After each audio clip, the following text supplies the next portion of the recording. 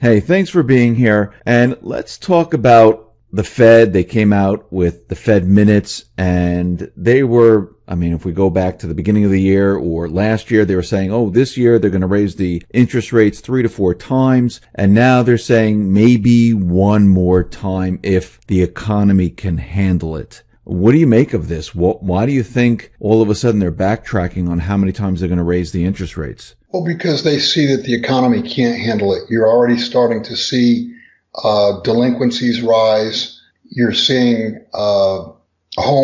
pending home sales has collapsed. When interest rates go up, that's what we're talking about is an over-leveraged to the point of never being this leveraged before economy and financial system. And what would they expect with raising rates onto that? The accumulated debt can't be serviced with higher rates. Do you think they already realize that, they raised it a couple of times, just like they did prior to 2008, where they raised the rates and then all of a sudden they saw the economy break down. They said, okay, now it's time to drop them. You think they've raised them to the point where the economy is already breaking down and now they're like, okay, now we're going to stop raising them and maybe lower them at this point? Well, lowering them will be a reflex reaction to the markets imploding.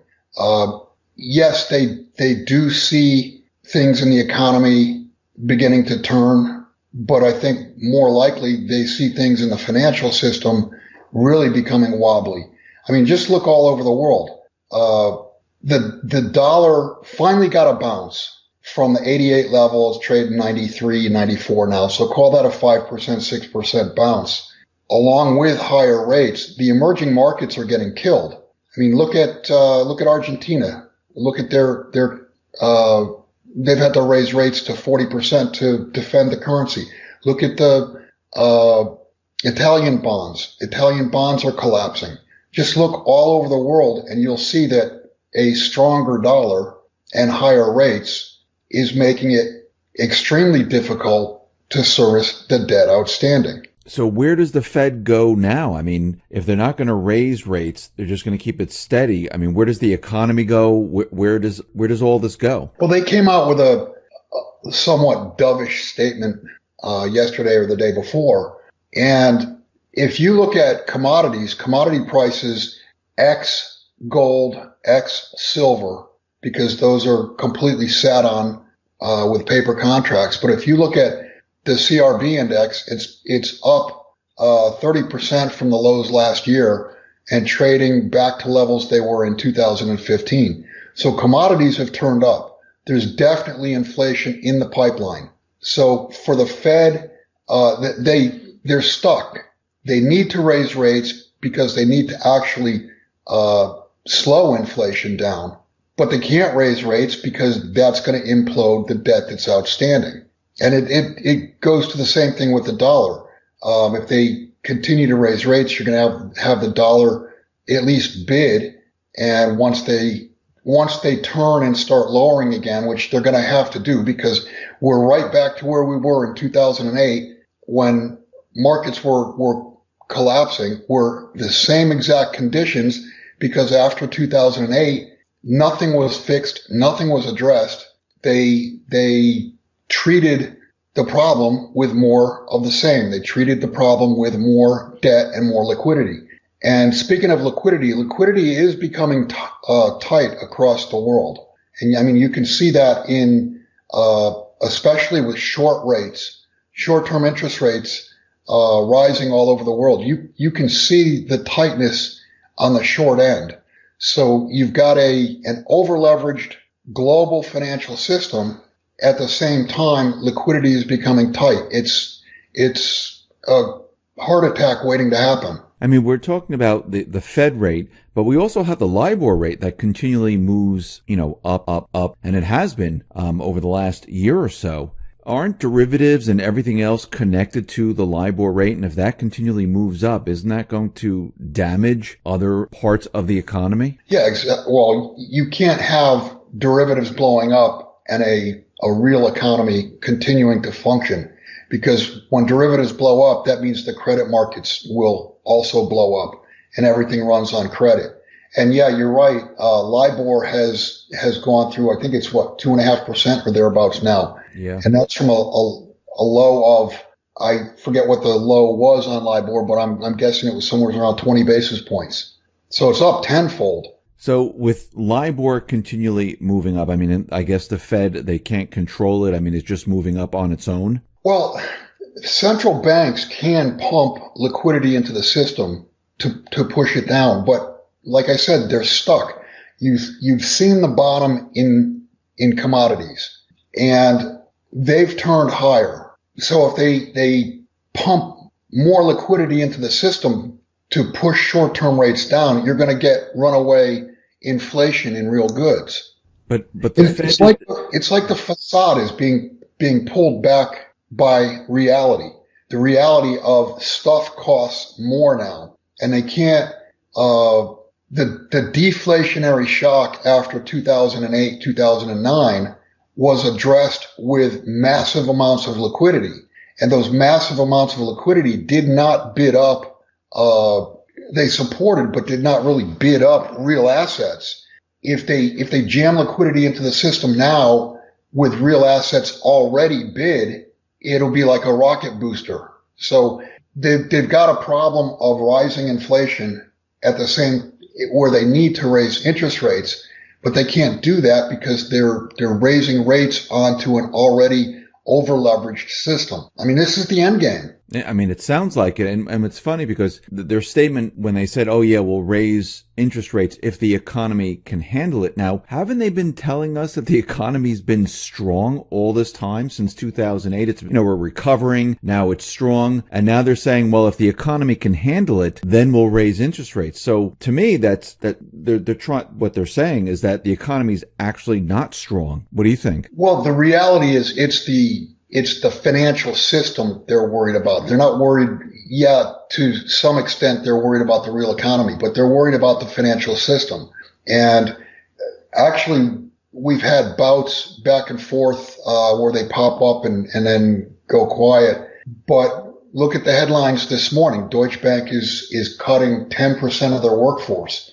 I would say watch Deutsche Bank because they're probably Lehman Brothers. Do you think that they're going to be the only bank that's going to be laying off people? Because, I mean, right now, they're saying it's 1 out of 10 employees that they're laying off. Won't this spread to other banking systems where others have to do the same? Dave, the laying off of 1 out of every 10 employees is not going to fix the problem. But it is a symptom. It does show that they're trying to cut expenses, trying to cut costs. But the bottom line is you're talking about a bank with well over $50 trillion in derivatives.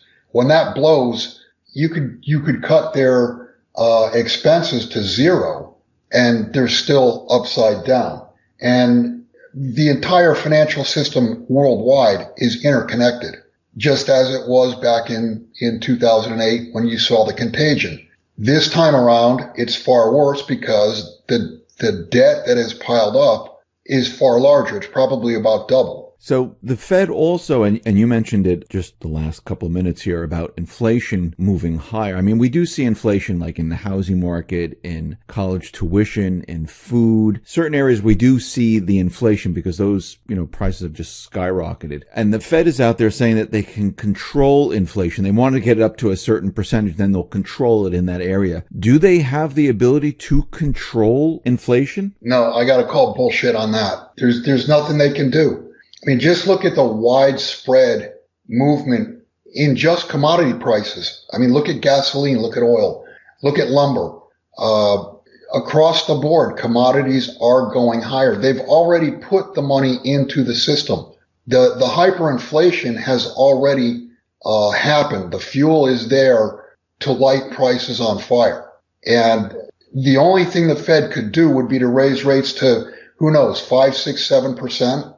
And that would stop, that would suck enough out of the system to stop inflation. But at the same time, that would completely implode the system. I'm surprised the Fed has been able to raise as far as they have without the system coming down. Now they're talking about doing 1, maybe 2 more this year. I'm not even sure they can get 1 more in because you just look at the Look what's happened this year. There's been a big change in markets this year. The last year and a half or so since the election, it was nothing but a steady march upward in equities. Credit was just a little bit weak, but everything has gotten choppy. Volatility has exploded, and the credit markets have seriously weakened, as evidenced by the higher interest rates all across the globe, short end and long end. And we're getting a very, very flat yield curve in the United States and all over the world. The flatness of the yield curve is an indication, as soon as you see an inversion of the yield curve, every time the yield curve has inverted, we've had a recession afterwards or following that. We've had recessions without having an inverted yield curve, but 100% of the time when the yield curve inverts, we have a recession. And with the amount of debt outstanding, there's no way the financial system can survive a recession. So can this economy be saved at all? I mean, Trump's, he talked about bringing back manufacturing. He's talking about, helping the economy, but can this economy be saved at all? Well, yeah, it could be if the debt was not already in place, but because there's so much debt, there's so much personal debt, corporate debt, state debt, municipal debt, federal debt. Debt doesn't go away. Debt has to be serviced. And the answer to your question is no. The financial system is going to take down Main Street. So when we start to see inflation, I mean, you brought up Argentina. They're seeing inflation. Their currency is devaluing very, very quickly. They needed a bailout from the IMF. Those individuals in Argentina who are holding gold or silver, how did they make out during inflation and the devaluation of the currency? Well, they've maintained their purchasing power. It's as simple as that. I mean, and another one is Turkey. The lira is collapsing. Yes. That's the idea behind gold and silver. Gold you store your wealth in, and silver you use a tenth of an ounce of silver or less to go buy eggs or to buy gasoline or to buy whatever products may be available. But hyperinflation also creates scarcity because you have people hoarding things when they can get it and trying to get rid of the currency as fast as they can. Now, I'm also hearing rumors that it's kind of tough to get institutional gold. Are you hearing that also, where it's not, I'm not talking about the coins and stuff from your local dealer. I'm talking about the bars. I'm hearing that it's a little tough to get the amount that you need. Well, you can see backwardation in London, and that shows you that yes, it is difficult.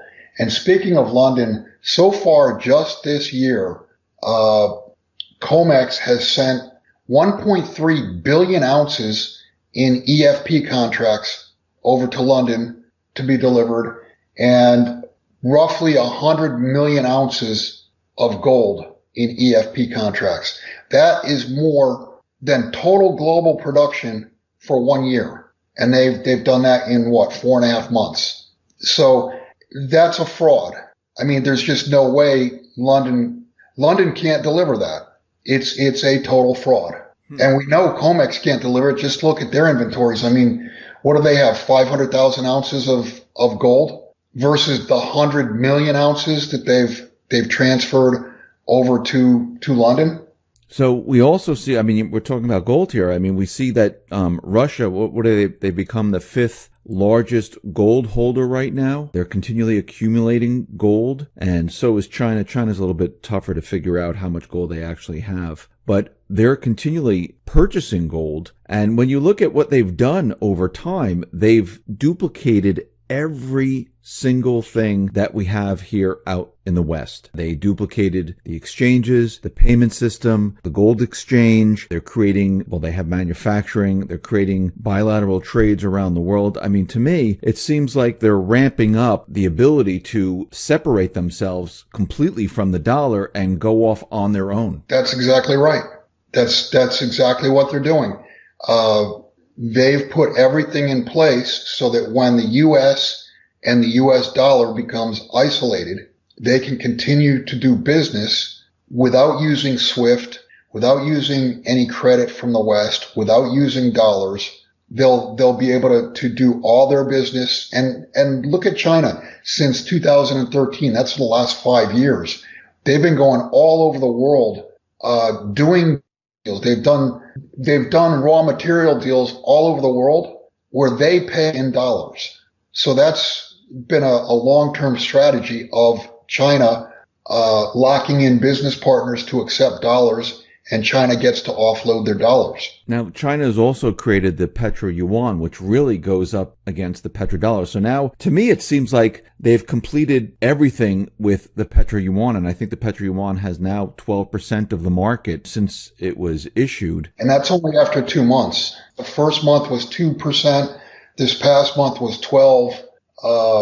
So, I mean, they're eating into the pie pretty quickly.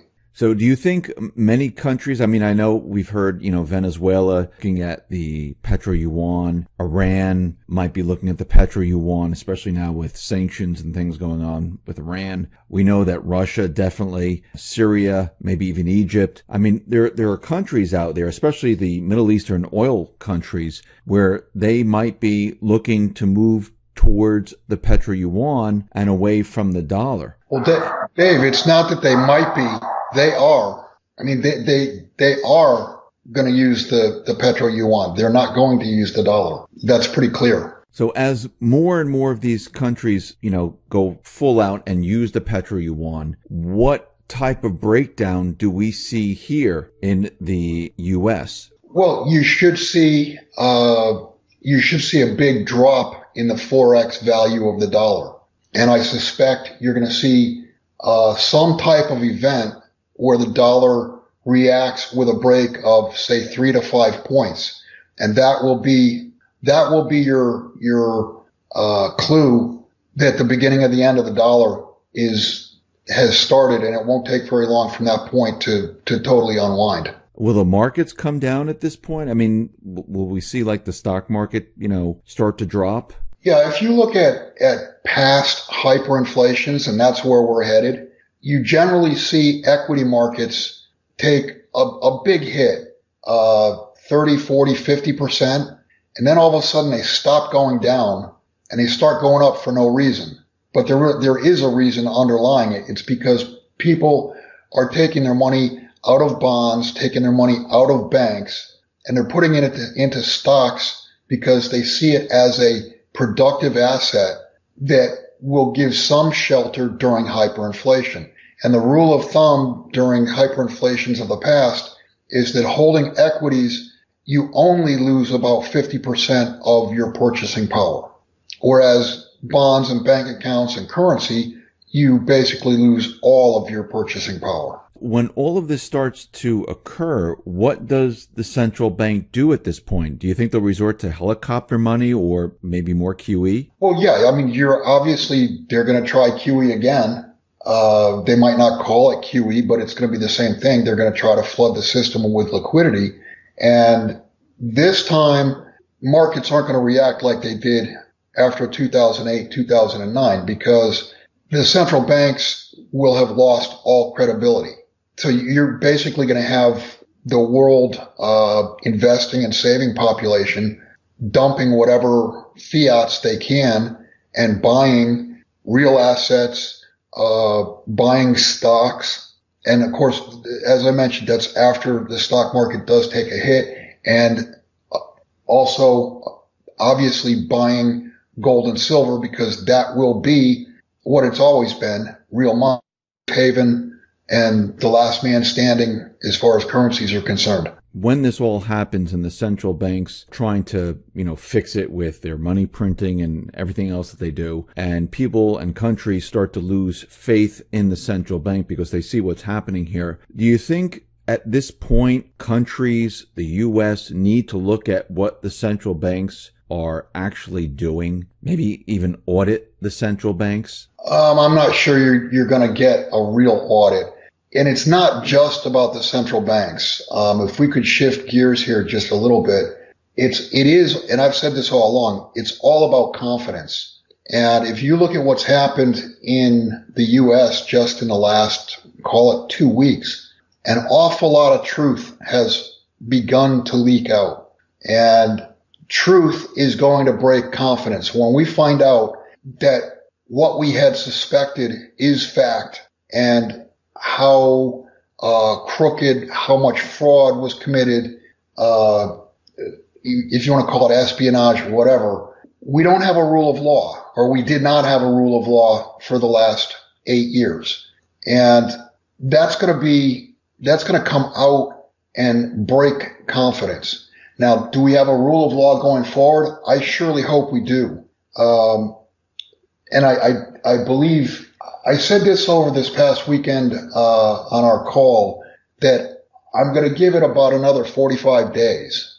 I'm going to give it the benefit of the doubt for 45 days that these lying, thieving bastards in Washington and across, all over, we're going to see perp walks. We're going to see arrests. If we don't by, say July, mid-July, then my hope is going to wane, because from a timing standpoint, it only makes sense that the truth bombs of what's going on in our justice system, it makes sense that information, if it's going to come out, would come out far enough ahead of the election, the midterm elections, to make a difference. I mean, I agree with you. I think a lot of people are becoming impatient with, drain the swamp, and people have been waiting quite a while to see something happen. I mean, we do see things happening in the news, but I don't think it's moving as fast as everybody wants. But the pieces of the puzzle are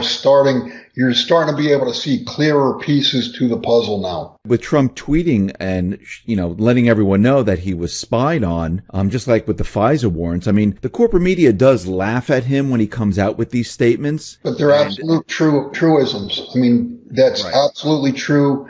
It's an absolute abomination that a sitting president could spy on any campaign. I mean, that's clear. That's clear that they were trying to rig the election. So, now we actually have proof of the Obama administration rigging the primary against Bernie, and then trying to rig the election against Trump. And then when Trump won, now they're trying to frame the guy. And it's totally illegal. It's treason. And there should be thousands of people going to jail for what they've done. And you can see, like, the corporate media, they're trying to play it down. Comey and Brennan and all the rest are saying, oh no, this is just normal practice. And they should be in jail. I mean, the names you just named, they should all be in jail. They should be in jail. But it seems like it's a very slow push to get these individuals. Yes, we're pointing, they're pointing it out, and they're telling everyone to look to see what they've done here. And there's a huge investigation going on. And I see Trump, force the Department of Justice to go ahead and push this investigation. I think it's time now to, bring these individuals in and try them. Well, Dave, at the beginning of the year, I try to put a title to the year. Last year, 2017, I said was going to be the year of the truth bomb. And this year, at the beginning of the year, I said 2018 is the year that truth will matter. Had Trump come into office and then all of a sudden, within a month or 2 months, they started making arrests left and right, you would have had a revolution. You would have had people going crazy. But the slow drip of truths that have come out, more and more people are able to add those truths together and see and know exactly what's happened. And of course, they've been able to gather more and more evidence. So after a year and a half's time, it to me, like there's enough, there's obviously enough evidence, but there's enough evidence for, let's call them the marginally average thinker to understand that there's been some dirty stuff going on. And who wants a Department of Justice, FBI, entire party that tries to rig elections and, what's going on? So moving forward here, you're saying you're giving it, 45 days? Yeah, call it into July.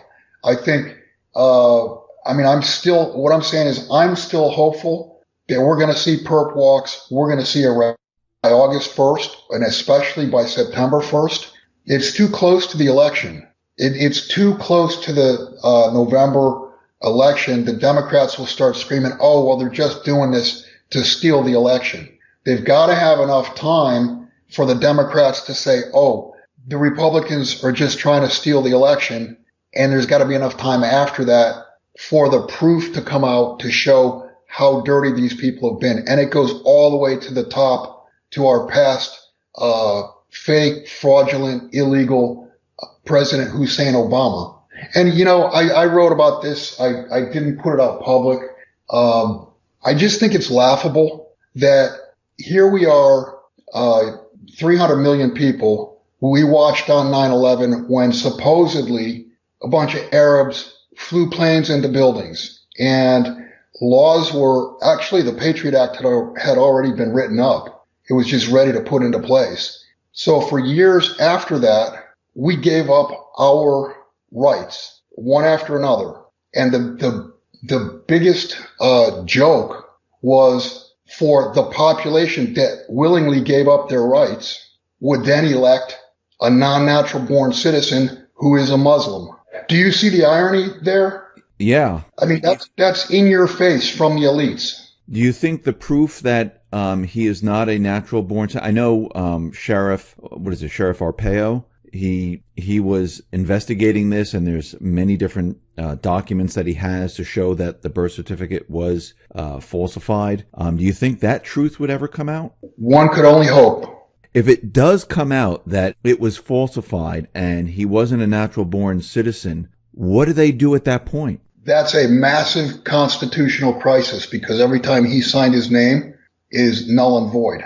And, you know, I don't think it's just that. There's so many things, so many illegal things that happened during the Obama administration that I think that will be, assuming that there are perp walks, arrests, assuming this thing goes forward, they're going to dig up all sorts of stuff that happened as far back as 2009, 10, 11, throughout the entire administration. So, yeah, that would be an interesting piece of news, that they prove. I think there's already enough proof to show that he's not. I mean, I'm convinced in my mind that he is not a natural born U.S. citizen, but that's not the core of what I hope comes out. What are you looking for? What are you looking for to come out?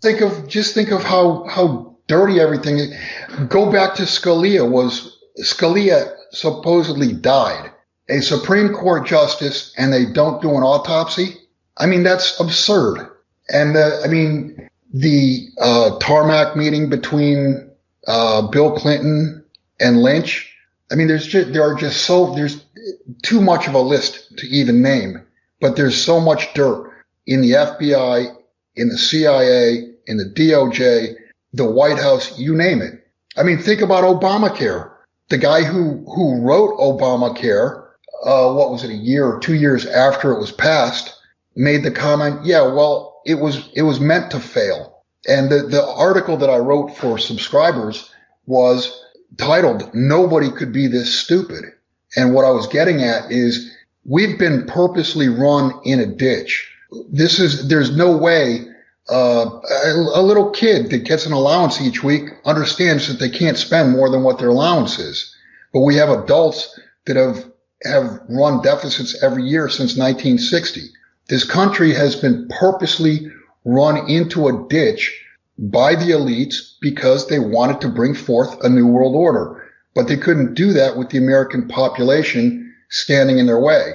So how best to get rid of the United States as an obstacle? Bankrupt it. And that's what they've done. They've bankrupted this country financially, morally, socially, every way possible. Can the country be saved now? I think it's got to be torn down before you can build it back up again. I don't think you can turn it around without tearing it down. So you mean imploding the economic system, imploding? Yeah, you've got to resetting everything. Right. Yeah, that's the word, reset. You've got to reset everything. You got to wipe everything out.